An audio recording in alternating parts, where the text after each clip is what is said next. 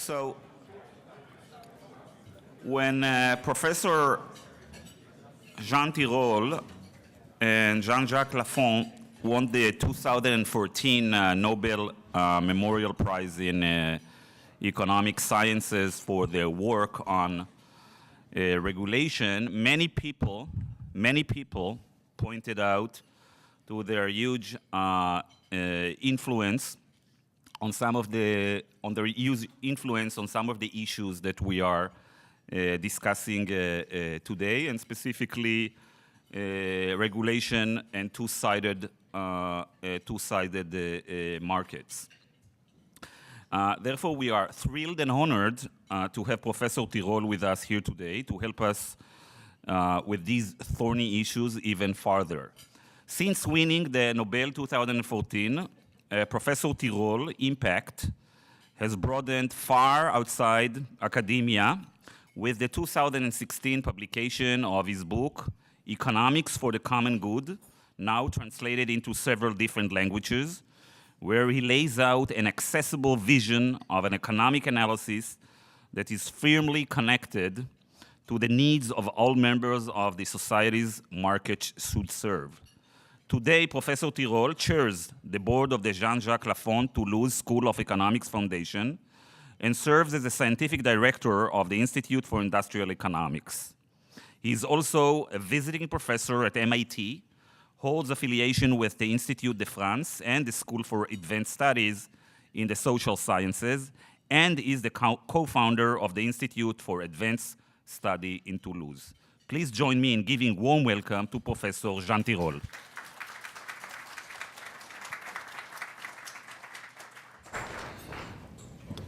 Well, thank you for those kind words, and bon appétit.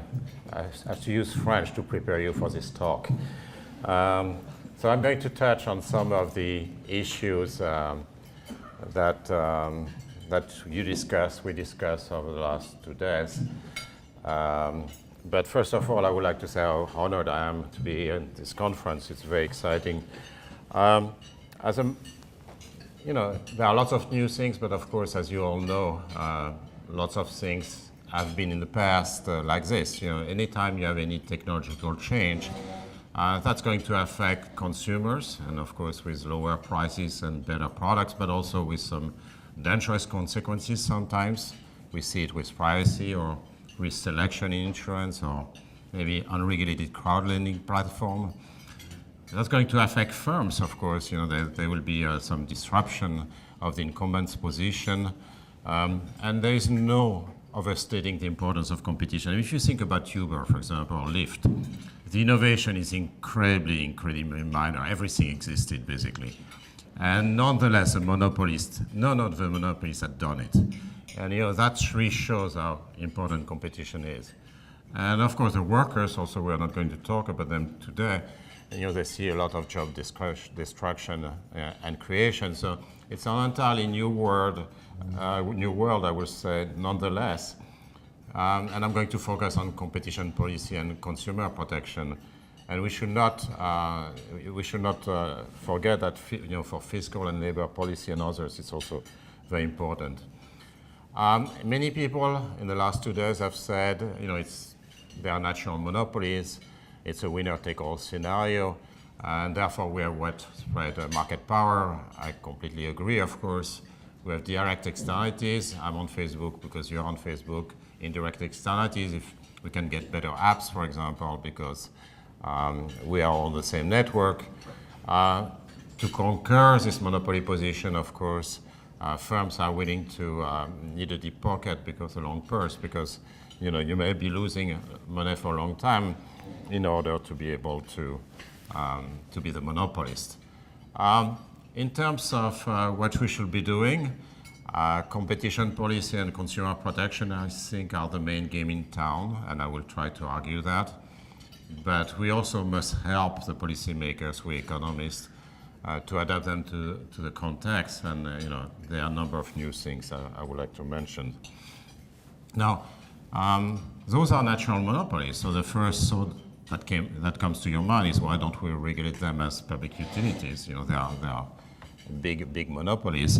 At the same time, I don't think cost of service regulation or even incentive regulation is easy to do.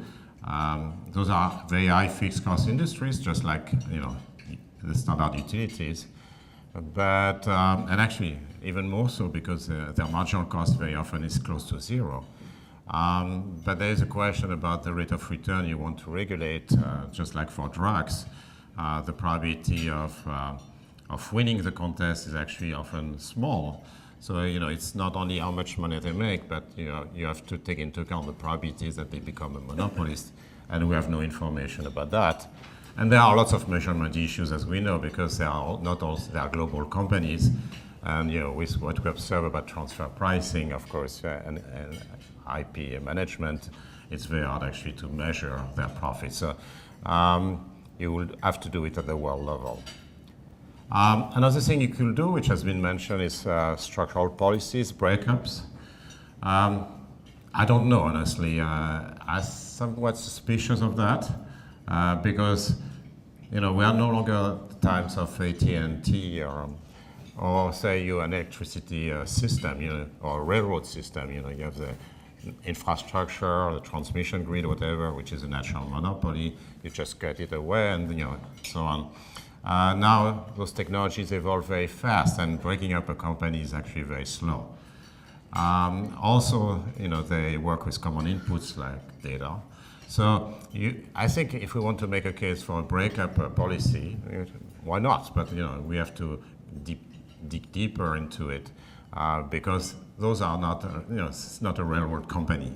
The technology is moving fast.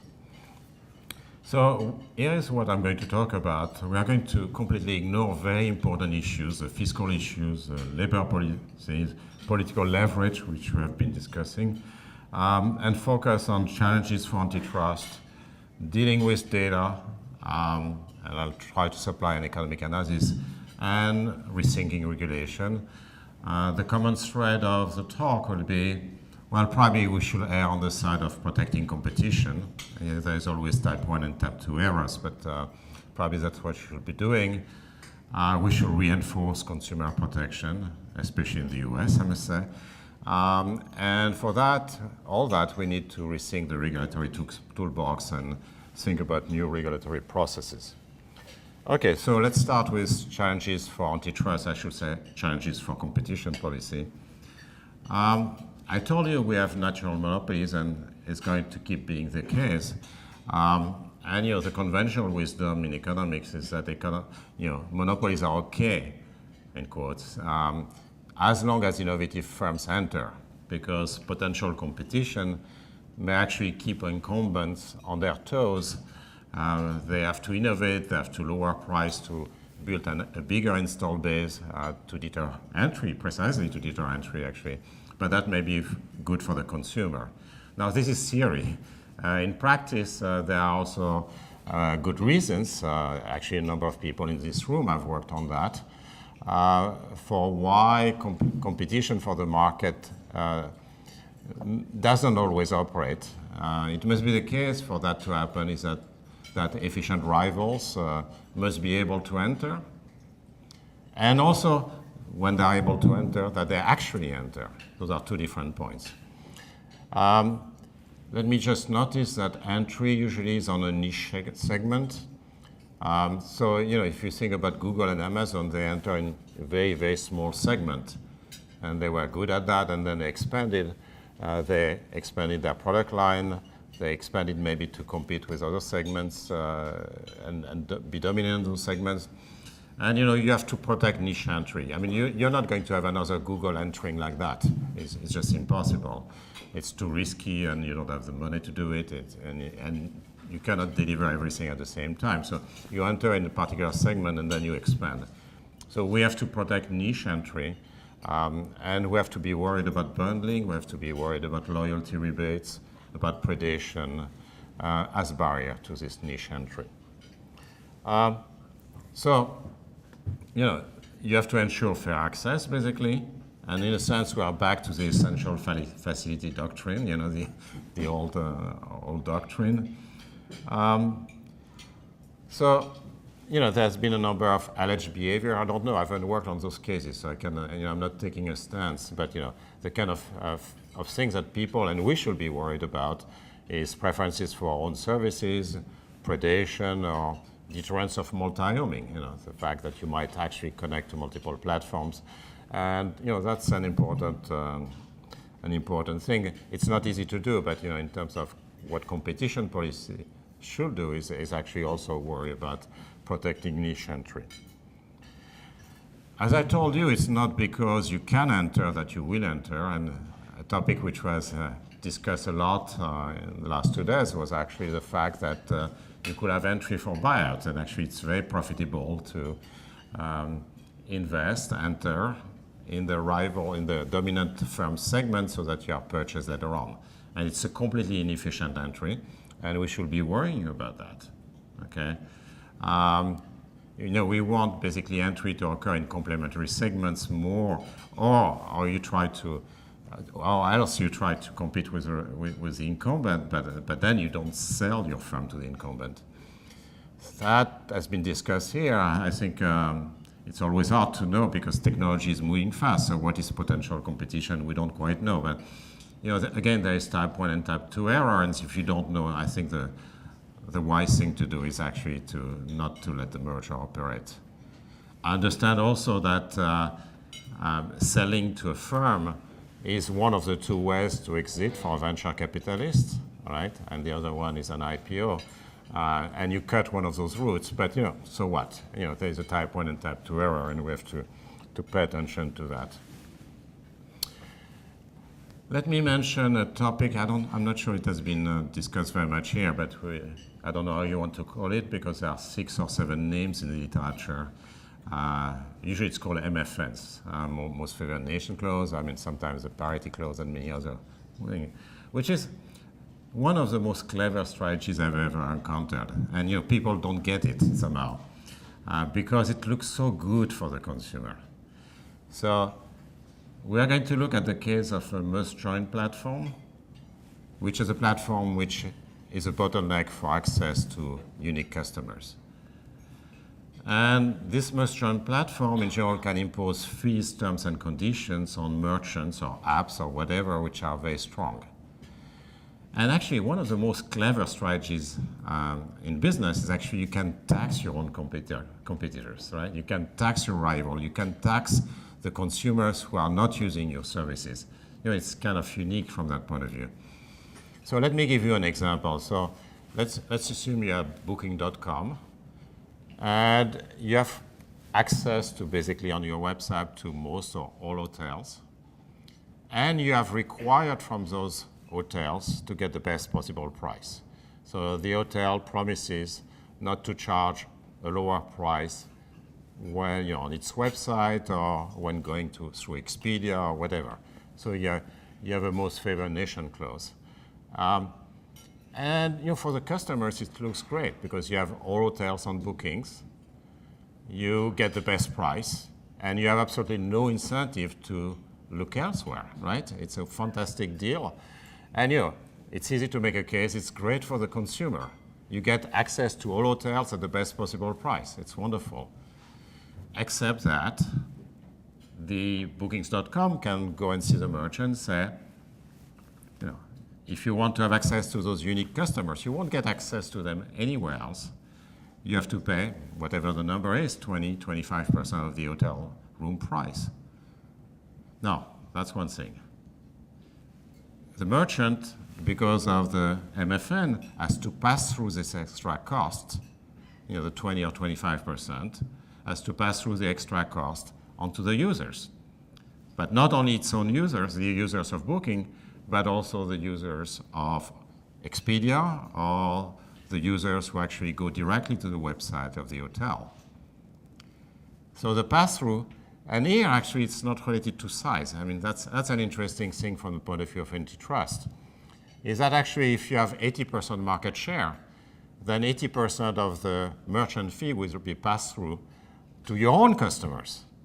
If you have 2% market share, 98% will be passed through to others. Actually, but the important thing is that you can tax people who don't use you. It's a very clever idea. But when you think about it, it's easy to make a case, as I said, to say, oh, it's wonderful for the consumer. You get access to everything at the lowest possible price. How can you object to that? Now, at the same time, I should say, and by the way, in terms of competition policy, I'm not saying that's always the case that the small platform will actually abuse that more than the large platform, but it's possible. And usually we think that the defendant will assert that high market share is a necessary condition for harm, and it's not, clearly not. You can abuse your monopoly power with 1% market share, okay? Now, at the same time, we must recognize there are good reasons for MFNs. It's not like they are completely inefficient. Showrooming is a standard argument for resale price maintenance. So in this case, for MFN, so if you go to booking.com, you find the hotel you wanted to, and you know that it might be cheaper on the website of the hotel, then you go to the website of the hotel, right? That's one of the things. So booking.com investment might actually be expropriated by consumer opportunism. Conversely, they could be surcharging. So if you think about the consumer, if there is no most favored nation clause, you could have drip pricing, meaning that you book your airline ticket, you spend half an hour on it, and then you notice there is a $15 surcharge if you pay by card, right? So that they can also, so they can be expropriation of the consumer's investment surge cost. So actually there are reasons for why you might want an MFN. They are bad, but they also have some good properties. So the remedies, I think we have to do more work. And they're everywhere. Everybody uses MFNs, right? So we have to do more work. It's a very important topic. In Europe, we have actually been much more active than you have been in the US to deal with MFNs, actually Booking.com, Amazon, and I think something has to be done on that. There are structural remedies. Don't use MFNs at all, or use only a narrow MFN. But it's going to be everywhere. As I say, tomorrow, or maybe today already, on your personal assistant. I don't have a personal assistant. I don't want a personal assistant, by the way, that is going to listen to everything I say. But anyway, tomorrow you'll be asking your personal assistant, Alexa, find me a doctor. Of course, unless you're multi-homing at home. Actually, there are some people who are already multi-homing in that dimension. But you are going to, then Amazon is going to ask for a merchant fee. It's going to be everywhere. The other possibility is that you impose a price cap. And that's exactly what has been done in the EU, actually, for payment cards. One of the ways of capping the merchant fee, or directly or indirectly through the interchange fee in the case of credit cards, is actually to use a Pigovian approach. The Pigovian approach basically says you must make consumers accountable for what they do. So I'm at the merchant's counter. I can use a credit card, or I can use cash or check. Do I exert an externality or not on the merchant? And the answer is no, if the merchant fee is equal to the merchant's convenience benefit, which is not completely easy to measure, but at least there is a theoretical principle which basically is at the right level to operate. It's called the tourist test. And there are various names, but this is one approach. But I will say, that kind of thing, we don't have that kind of rule, even a rough rule, for booking, for example. Okay. I'm asking you, what is the right fee for booking? Is that 25%, 18%, 10%, 5%? I don't know.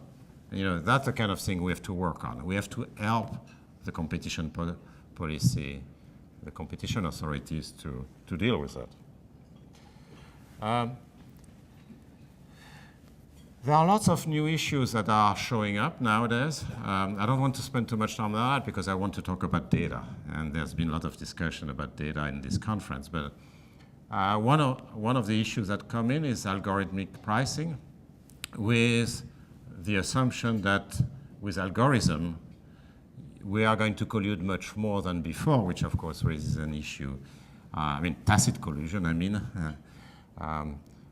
Computers don't have lunch together, but they might still collude. They might learn to collude with AI. They can learn to collude. I mean, there is no question that high-frequency monitoring of collusive arrangement, if I observe your price very quickly, I can respond to that very quickly. That's going to help collusion. Sophisticated detection mechanism. So I don't know exactly why I'm losing market share. Is that because you deviate or there's just a demand shock? All of that is going to be facilitating collusion. But this has nothing to do with algorithm. It has to do with monitoring in a sense. It's just faster, right? It's not AI learning to collude. Somehow humans will not find the right collusion point, the focal point, and machines will find it somehow.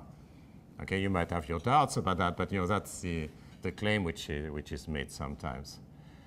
And actually, just a remark, if that's the case, then our theoretical models are going to work much better, because usually we look at the best possible collusive arrangement, at what we call the Pareto frontiers for those who are economists in the room, and we assume that somehow the firms find a way to collude on what's best for them, right? Now, if it's true that AI actually helps people find the collusive arrangement, then our theoretical prediction will be more likely to hold. And those theoretical predictions are important, because if you look at the guidelines, they're all based on our theories, right? They basically assume that you coordinate on what's best for you, right? As the firms coordinate on what's best for them. Now, if you have humans, and we are characterized by limited processing ability, irrational behavior, and the like, it's a different ballgame, but we don't have good theories for that. We have lots of behavioral theories, but honestly, we're not quite sure what will happen. They probably have simpler strategies than machines, simpler to learn, but at the same time, they might not find the collusion point. I don't know. It's a completely new world, so I leave it to you as a research exercise for tomorrow. Okay, so let me move on to data, which and in particular consumer privacy. And there are lots of, there's of course lots of antitrust implications as well. Now, I guess we have different views in Europe, mostly uncontroversial. Consent is important, right to be forgotten, right of rectification of wrong data, right of access, and that was mentioned this morning, the fact that we should be knowing what is being done with our data. And of course, increased security and rapid breach notification. It's 72 hours in Europe now. And of course, this is nice, but the devil is in the detail. And one thing we are worried about, especially for small and medium enterprises, maybe universities as well, is the burden of complying, for the firms and also for the users. There could be degraded service also, and there could be abuses. I mean, we're talking about politics today, abuses of the right to be forgotten, right? Politician is corrupt and then has a right to erase everything. Doesn't sound right. So we have to find the right, and I strongly believe in the right to be forgotten. If and only if you do something wrong, you pay your debt to society, but then you are entitled to start with a clean slate, right? Otherwise, you completely kill incentive and you force people to stay in crime. So I strongly believe in this right to be forgotten, but we have to find exactly the limits to that. Data ownership, as you all know, we work with services for data arrangement. Eric Posner and Glenn Weil said, it may be the wrong currency. You're basically offering YouTube services in exchange of data. If you don't like YouTube services, too bad for you. In this one argument. Now, it's hard to think about an alternative, unfortunately. I mean, I'm not sure it's a good arrangement, to be honest. But, we have to think about different arrangement. One is micropayments. So you pay people to give their data. Of course, you have to make sure that bots are not going to come in and arbitrage this thing. There's a pricing issue. How do you price data? How do you know how much worth your data are? Do you have any bargaining power with Google and Facebook, et cetera, et cetera? But that's also going to resurface in other solutions, right? You could move to subscription model. I subscribe to Google's search engine and YouTube and whatnot, but then I don't give my data. Or maybe I give my data, but the data are fully portable. And the whole thing about APIs, and then there's no exclusivity. Guy and Luigi have, of course, advocated basically portability of the social graph, and I guess other things as well. But then you have to add another layer, because the users, and I will come back to that because it's very, very important. The users are completely unable to handle those things. Most users. And you may be, at least some in the room, maybe the only one in the world to be able to handle those things. The average user is completely unable to handle those things. And pricing all those things is also incredibly complicated.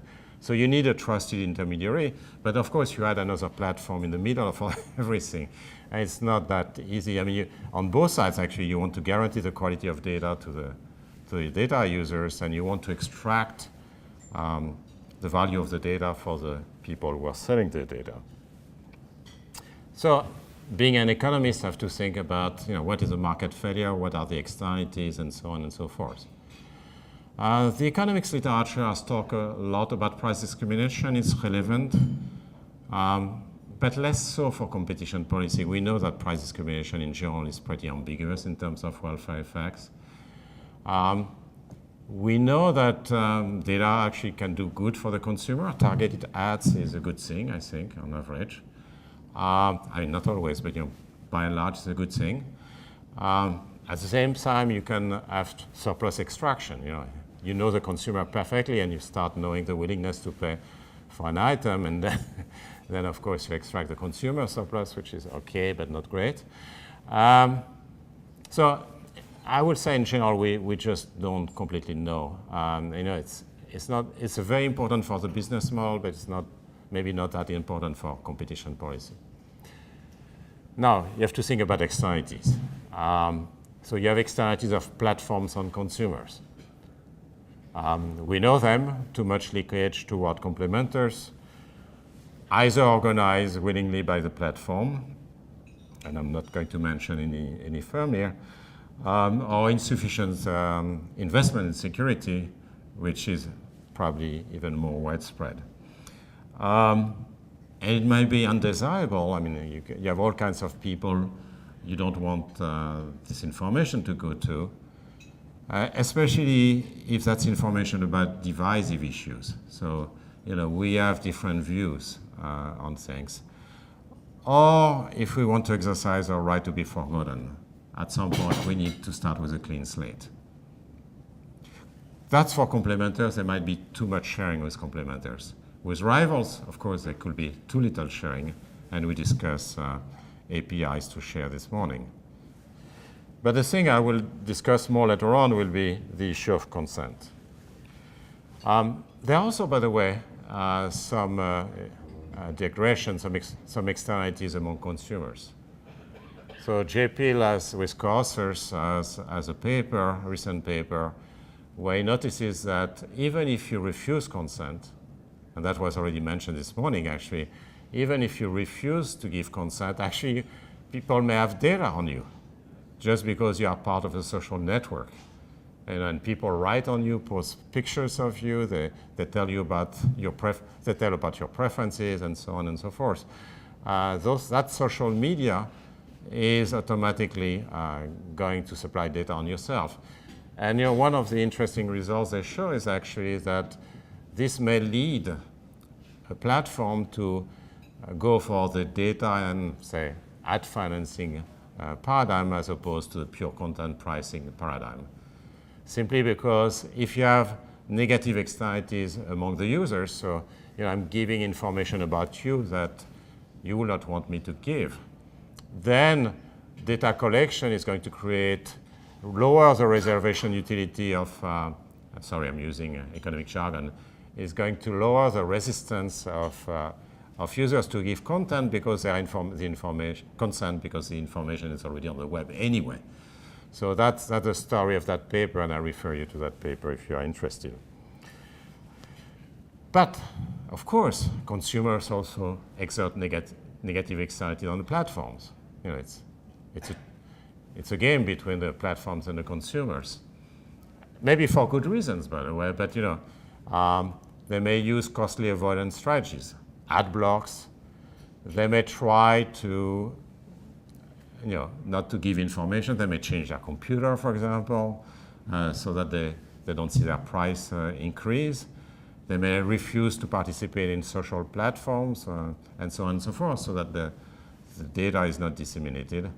They may not supply useful information. So imagine, for example, that the consumer has the right to use Waze without basically being located. Okay? So you basically have a law which says Waze can be used regardless of whether you give your information or not. Immediately the value to consumer of Waze falls to zero because everybody is going to opt out. There will be no cars. No cars you can follow, and that will be a disaster. So that's the kind of thing that we are worried about as well. Now, let me talk about behavioral matters now. The first thing which was mentioned, I guess that was by Fiona yesterday, is that default mode matters, we know. So opting in and opting out is not the same. In theory, it should be the same, but it's not. You will expect more consent under opting out. But the key thing is, how do you organize opt-in? So the GDPR in the Economic Union says that consent must be specific to each data processing operation. It cannot be. I mean, imagine you get 150 names of companies you have never heard of. You don't even know what it's going to be used for, and it's going to change next week anyway. It's just no way you can have this kind of consent. It requires way too much attention from the consumer and knowledge. And here I want to come back to one of the reasons why I have regulation, which is consumer protection. Think about banking regulation, which has failed so much in the last decade. But banking regulation, initially, I mean, there are other reasons, but it is about protecting the consumer. You put your money at the bank, and the bank, is maybe playing with your money, having off-balance sheet exposures and whatnot. And then, next week when you want to get your money, it's no longer there. Now, there will be a free market solution. First you get a PhD in finance at Booth, okay? And then you spend all your nights looking at the off-balance sheet and balance sheet activities of your bank, and then you run as fast as you can, right? That would be a wonderful world, right? Food safety regulation, free markets, right? Why don't we, get a PhD in that area and check every ingredient of what you eat? Come on. We need people, we need intermediaries who are going to protect you. I don't think even very educated people, and they are never going to be able to give an informed consent. Let's face it. So let me turn now, and I will come back to this point. Let me turn now to a couple of policy implications. One was already mentioned actually at this conference, which is, should we prevent data resale? It looks good for privacy reasons, but for competition purposes, it's stable, right? Because everything is going to be done in-house, and the big dominant players are going to have a great time, right? Because they will be the one with the data. So it's bad for competition. Transparency, I'll come back, but we want more transparency. In particular, you like to know what are commissions, fees which are paid to the platform when they recommend something to you, for example. Now, we know it's difficult to monitor because you can disguise fees, and you can do it internally, and it's kind of complicated. We need to create standard protocols for data layout and transfers. And here's the main point, is that since I'm in Chicago, I have to mention libertarian paternalism. But it's going to be very French, don't worry. I think we need to help the consumer. Help me first, because I can tell you I'm a wastebasket. I click, and I never read anything. Of course, I don't even know what I will be consenting to, and I don't have time. So I think we need default policies, a couple of standardized default policies, which are familiar to the users and are displayed first in the consent list. Now, the platform can offer alternative policies. It should be indicated as the platform's alternative privacy options, possibly describing the implications. Now, the big question, of course, you're going to ask is, who is going to do it? And there are various possibilities, and I'll just let you decide. One is government, assisted by external experts, of course. That's one possibility. Maybe you have specialized tribunal, which will be independent from the government, but doing roughly the same thing. Or it could be private intermediaries, and that I feel more nervous about. They will have to be licensed, regulated. Obviously, you don't want those intermediaries to be paid by the industry, for example, okay, or to get jobs afterwards in the industry. So no conflict of interest, and probably a small number, because it's like rating agencies. You cannot have 200 rating agencies, because there is no way they can build a reputation. So they have to build a reputation for being serious. But it's difficult. There's no obvious solution to that.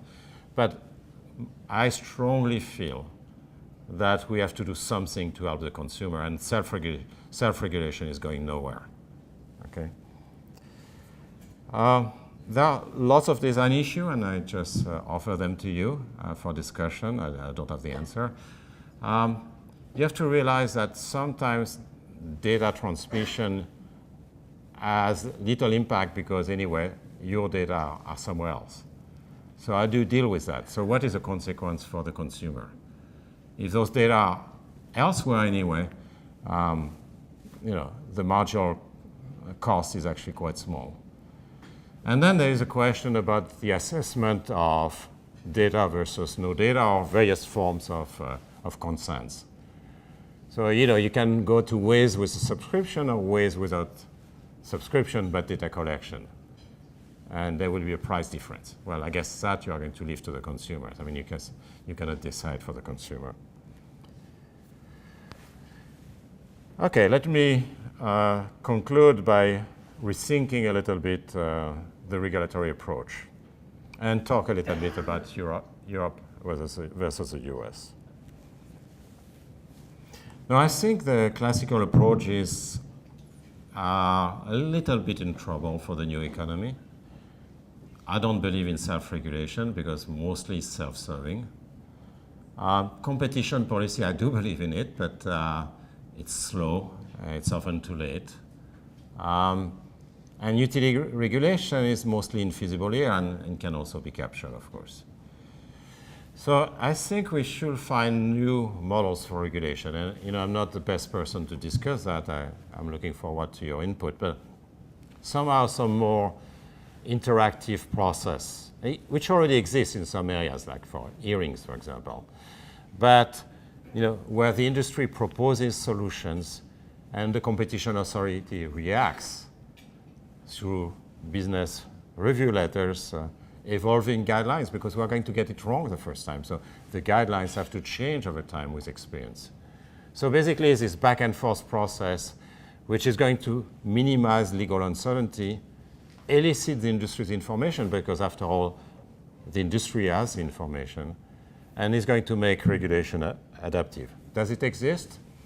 Well, it exists, of course, already to some extent. So in some countries, for example, the card issuers have been negotiating collectively with the wallet providers, right? Not the US, but the collective negotiations with the platform controlling an essential facility, which is the NFC technology. Basically, you need to go through the wallet provider in order to have card payments on mobile phones. Now, card issuers have very little bargaining power. First, because the platform can build a reputation not to negotiate. One against many, you can build a reputation. I'm not going to negotiate with you. And then the cardholders may be multi-homing too. So, that's fine if we don't take your card, your cardholder is going to use another card, right? There's an obvious danger, which it could turn into a boycott, and we don't like boycotts, right? So Section 1 of the Sherman Act. So again, the process has to be approved by a business review letter and supervised. It's not like, okay, fine, let's let them negotiate together. Yeah, it should not turn into a boycott. So you need to have guidelines and supervision. Second example of participative antitrust, regulatory sandboxes. Third example, which I love, is patent pools. Okay, Carl, I think you were at DOJ at the time, and there's this wonderful thing is that the industry, that was the industry which came, or that was you. Around that time. What? Go on. Around that time. Around that time, well, the business review letter was 1997, right? DVDs and all that. Yeah, the MPEG 2.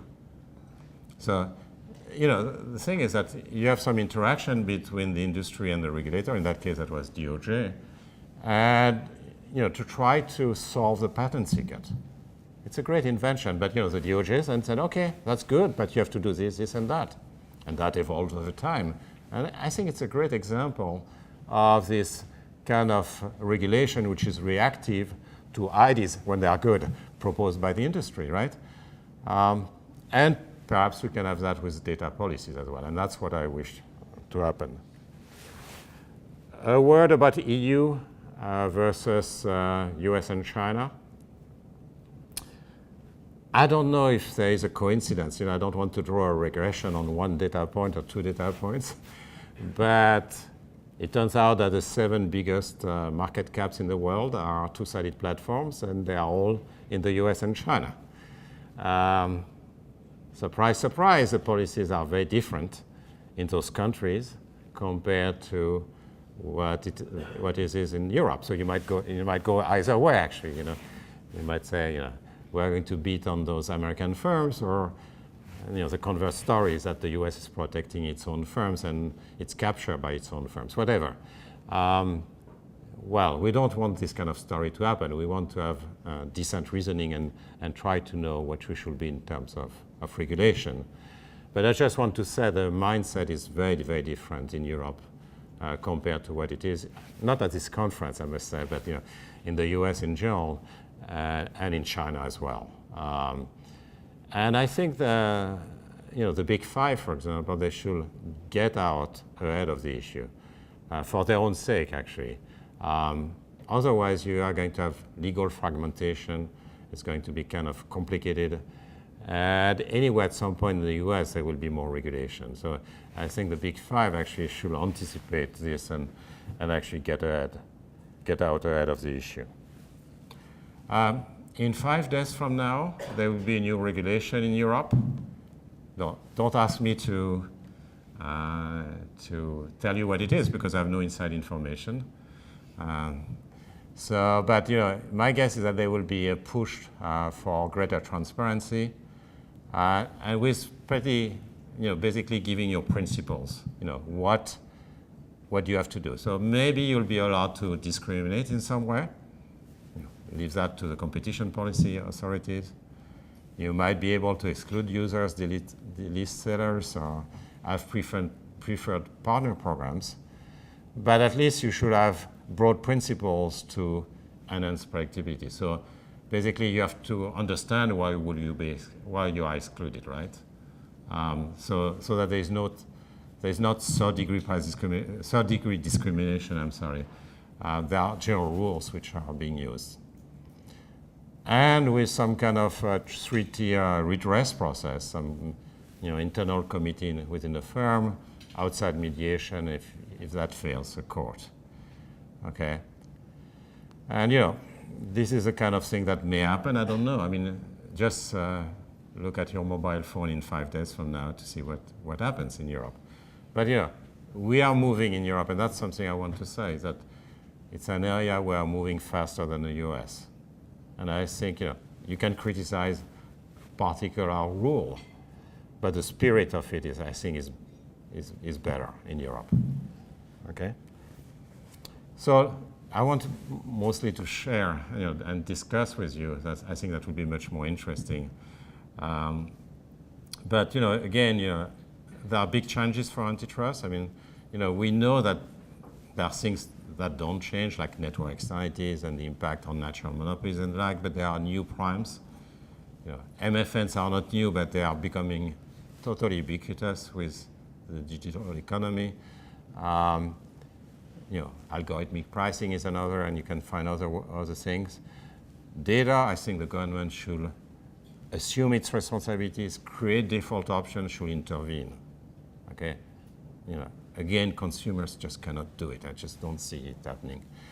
And then we have to rethink the regulatory process because things are moving extremely fast.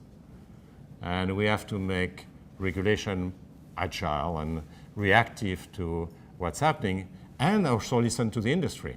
It's not because you are not captured that you should not listen to the industry, right? And basically get those proposals from the industry and react to them, and just like in the patent pool example, impose some conditions on those practices. And we economists haven't done our homework. We have to do more to help the policymakers. Let me stop here. Thank you.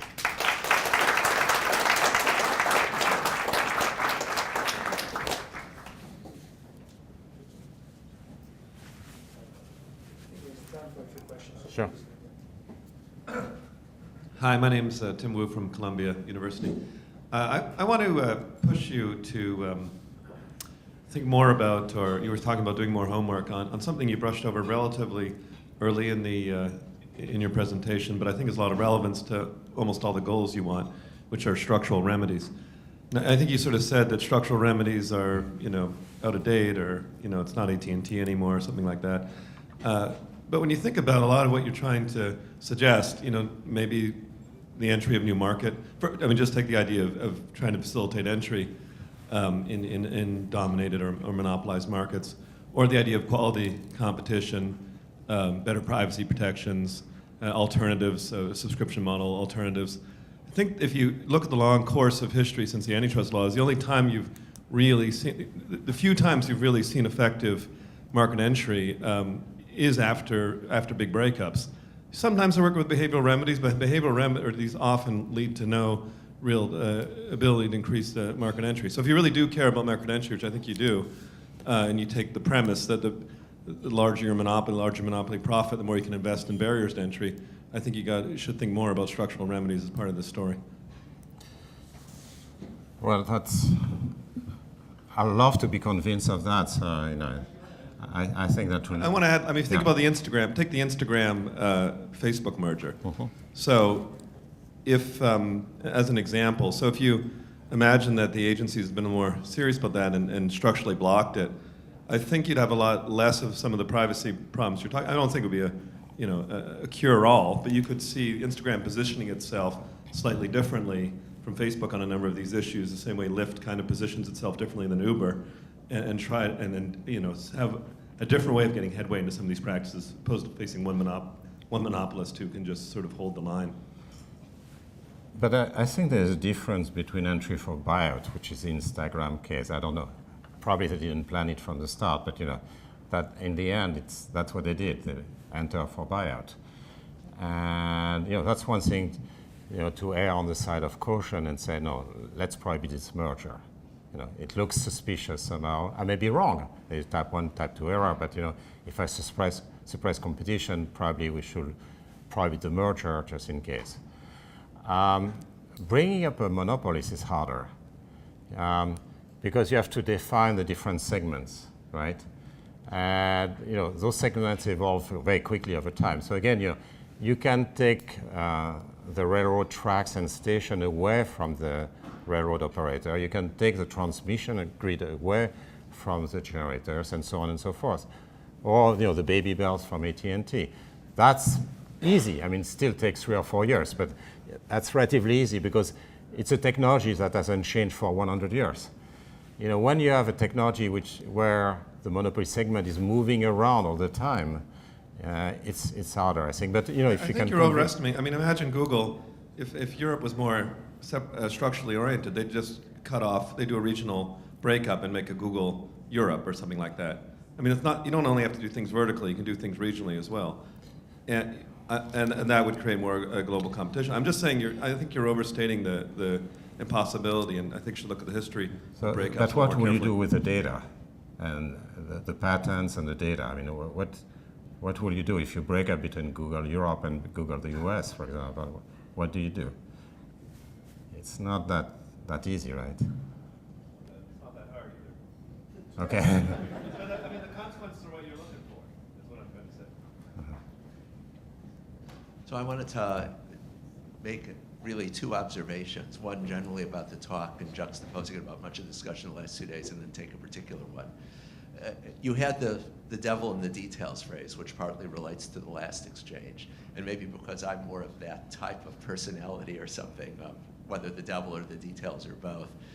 The fact that we actually have to look at the particular issue and go a couple layers down to really make any progress, I think is really important. The example I wanted to use is when you had the diagram up with the platform, which might have been credit cards or might have been others. I'm someone who, when I look at one of my home territories of antitrust and how we do things, so this is a data point of sorts. So I was reading a trade press detailed summary by a highly intelligent person of the cases and arguments leading up to the American Express Supreme Court case that's now pending that relates to this, and then a follow-on very detailed summary of the arguments and oral argument and questions back and forth. And I think it would be a fair statement, not even overstating a little, to say that 0 of the content that you mentioned appeared in any of the things that I read. What instead one found were things that some of you in the room know I love to hate. One saw a lot about market definition that was without regard to what the practice was or why it might be bad. One was not juxtaposing the main anti and pro-competitive explanations, trying to figure out what they were. There were a lot of arguments about a structured rule of reason and burden shifting in the abstract that, again, had nothing whatever to do with how one would think straight about the case. And I'm not saying that one or another view or set of arguments was correct or incorrect in that case or any other, but it was using sort of a template kind of approach that seemed to have 0 nexus or even attempted connection with any of the things that were sort of 1 or 2 levels down in the weeds. And so when I look at what we're doing, and this is an area where there's sort of like, as we were hearing it yesterday, so there's a global consensus about how to think about this. And the global consensus about how to think about this isn't thinking about anything that's relevant. So one thing I liked about what you were saying is you were bringing out the relevant analysis, so even where economists do have something to offer. In an area like antitrust, where we've got IO economists in the agencies and as experts on the sides, it's like not filtering through at all, which is pretty disturbing. It's always the same thing. We have to educate and explain in simple terms what we are up to. I mean, sometimes it filters, but not in the right way. I mean, taking 2-sided markets. So now if you have a case with a 2-sided market, people will cite the literature on 2-sided market, right? At the same time, they might still look at one side of the market in isolation, which is meaningless, that kind of stuff. So we have to explain better what the economic reasoning is. And I mean, you're all about doing that, of course, but that's actually quite important if we want good policies. Hi. I thought it was a fabulous talk. And I wanted to focus on the most favored nations issue. At the end of it, you said we need to do more work on it. And so I work for Washington Center for Equitable Growth, and one of the things I'm supposed to do is fund research that pushes policy. So my question to you, what are the types of research you would like to see on MFN so that we'd have a better understanding of how to deal with them legally? Well, I think we need academic research for sure. I mean, I was mentioning the tourist test, and there are other people who have been working in this room about those things. It just comes from pure academic research, actually. Actually, and honestly, we never went to Brussels and say, hey, you should be using a tourist test. It was actually the European competition authorities who read the paper and decided to try it. But the key thing is that you need to have the right people also in the antitrust authorities, a good staff, of course. The other thing is, and I don't have to convince this audience, but sometimes in academia, people work on things which are kind of remote from actual real-world crimes. Some of it is good because it's a chain of knowledge. So you need actually the people who are more abstract, who do fantastic econometrics and fantastic theory, to actually give you the tools to study those things. But at the same time, you very often ignore what's happening in the real world. And that's why it goes back to my last slide, is that we end up facing an issue for which we are not prepared collectively. So because people have been working on the last financial crisis as opposed to the next financial crisis, and so on and so forth. And we need to actually have, and it goes back to the debate this morning about the interaction between academics and the industry and the regulators. Try to have this arm's length relationship so that you actually gain the knowledge, and Dick Schmarenzy said it very well this morning. You need to gain the knowledge and to do relevant stuff, but you should stay arm's length at the same time, and that's, the funding is very important for that. In Toulouse, we have been doing that for 30 years, and it has worked very well. We have a very clear contract about what we are going to do with this research, and we just, and then those who don't want to sign this contract, they are out anyway. And on the whole, it has worked well because there is self-selection. The partners have been quite decent, I must say, about respecting what we do as an academics. They have let us publish, even when it was not in their interest. And I think that's the way to go. But the contract has to be extremely, extremely clear. This is research. This is not consulting. This is not, which doesn't mean consulting. Consulting is actually very important too. But someone said this morning, I think that's exactly right. You have to completely cut the academic stuff from consulting, which might be thought of as being pejorative, but actually is very useful. But it has to be clear that you're being paid for that. And then you do your research. And if possible, if you do consulting, then you go back to the research and you formalize things and you try to publish it in good journals, because that's a disciplining device. Now, I was dismayed to hear, and I knew it, of course, that some people will, when they testify, they will use arguments they will never use in a classroom or in a seminar. That's a shame. But even that, it is true that, when we do some consulting, we are a little bit sloppy, and that's normal because we have a couple of months, we don't have time to think through the issues. And I think a good disciplining device is actually after the fact, once it's, is to go back to academia and just, hey, let me codify this and try to understand if I understood things well at the time, and whether I can actually improve our collective knowledge. That's a disciplining device. I kind of want to ask Tim's question again, because I just don't understand. Why is it hard to split, say, Facebook from Instagram? Well, you should have prevented the merger. What I said is that you should have prevented the merger in the first place, right? But after that, once it's merged, everything is merged, right? You have to unscramble the eggs. I don't know. Maybe they haven't done that yet. I don't know. But you start putting all your operations, your best engineers, you mix them up. The data are all shared. If I'm wrong, I'll be very happy to have the argument, because I'm not against breaking up those firms. I'm just saying, my gut feeling right now is that it's difficult. But I may be completely wrong. So if you can convince me that actually easy, I'll be happy with it. With all due respect, I think that answer is not. I mean, you're sort of saying, I'm going to hand wave this and say, oh, it's just really hard because I think it's hard.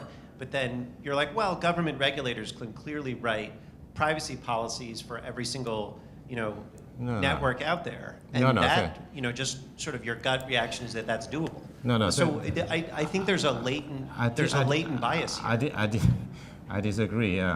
First, I want a menu of options worked out with the industry, but it's not unusual. Again, take the case of pensions. You are in Sweden. You start having private pensions, and there are 500 plans. I myself, working in finance, I'm unable to read any one of those plans. Actually, there are lots of footnotes and so on I don't understand and so on. And it was a failure. You need to have some screening, for example. And if you are this kind of profile, you will prefer that. And let me warn you about this, or at least something which is simple. Limited cognition, rational inattention. I'm not talking about stupidity. With all due respect, I think you're avoiding the question. I could just hand wave that and say, oh, that's just on my gut level, is that hard? But you feel free to convince me otherwise. Like, it's not a real argument. You're just saying, oh, I think it's you're just saying with Facebook and Instagram, it's just my gut level that it's difficult. But that's not evidence. We've split up companies before.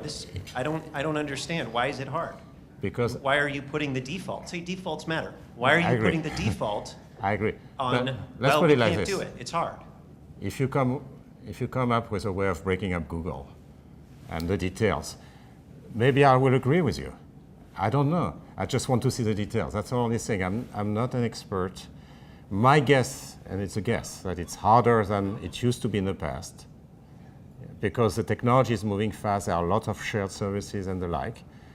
I may be wrong. But you're so claiming let's expertise. You're saying I'm not an expert, but you're claiming expertise by saying it's hard. So you're actually putting your thumb on the scale while at the same time saying, I'm not an expert, but you're saying it's... I said my gut feeling is that it's hard. And I also said I may be wrong. I just want you to show me how you'll break up Google. And then, with enough time, we could discuss, and you may be completely right. So question about, I really like how you put some menu of options on the table. I think that's what a lot of us in the community are trying to do. Like, what should we do? What are the options? And I liked your slide about how there should be a dialogue between industry and the regulators, the antitrust authorities. My question and where I struggle is what gets industry to the table to really talk about solutions? If not, if not a true regulatory risk or the threat of an antitrust case. So how do we get that dialogue happening, and what's the motivation for industry to come and even have those conversations? Well, some of you are better placed than I am because some of you have worked in DOJ and elsewhere. But yeah, you have, right?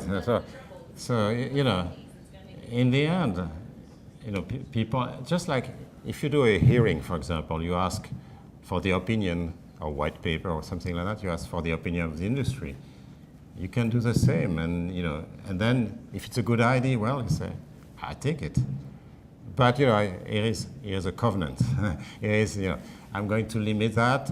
With patent pools, there were 3 or 4 things that were imposed, including independent licensing. That was a good idea, and that came from the DOJ. But that came because there was a risk that the patent pools would have. But that came because there was a risk the patent pools could have antitrust liability. Exactly. So I'm just not sure that that the big tech companies really feel they have significant antitrust liability at this time. Yeah. I think, no, I agree, but that's why you want to strengthen antitrust and regulation in the US at the same time. I like the idea of a business review letter in a sense. It doesn't allow you to do things, but it gives you more legal certainty. Because things are changing, so we have to update our beliefs. We have to admit that we are wrong. So the DOJ, like everybody, can be wrong. And now it sounds fine. Let's try this, and maybe later on we'll stop that thing. And that's the nice thing about business review letter is that it gives you some limited legal certainty, and it doesn't give you a right. It's slightly different, right? I want to thank Professor Tirole for a spectacular presentation, and we're starting in 2 minutes, the next panel downstairs. Okay.